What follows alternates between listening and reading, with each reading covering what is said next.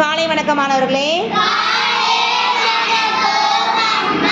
மீண்டும் இன்றைய செயல்பாடு 24 மணி நேர கடிகாரம். 24 மணி நேர கடிகாரத்தை நம்ம எங்கெல்லாம் பயன்படுத்தோம்னா, பெரும்பாலும் நீங்கள் தொடர்வண்டி நிலையம், அதாவது ரயில்வே ஸ்டேஷன், உங்களுடைய அலைபேசியெலாம் நீங்கள் இந்த 24 மணி நேர கடிகாரத்தை பார்க்கலாம். இப்போ நம்ம 12 மணி நேர கடிகாரத்தை ஒரு செயல்பாடு செஞ்சுருக்கோம். இப்போ நம்ம 24 மணி நேர கடிகாரத்தை ஒரு செயல்பாடு செய்ய போகிறோம்.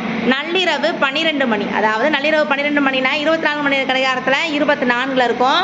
அங்கே என்ன செய்ய போகிறாங்க, ஒவ்வொன்றா ஜம்ப் பண்ணி ஒவ்வொரு மணி நேரமாக அவங்க என்ன செய்ய போகிறோம், கொண்டு போக போகிறோம். ஜம்ப் பண்ணுங்க. இப்போ எத்தனை மணி? அடுத்து அடுத்து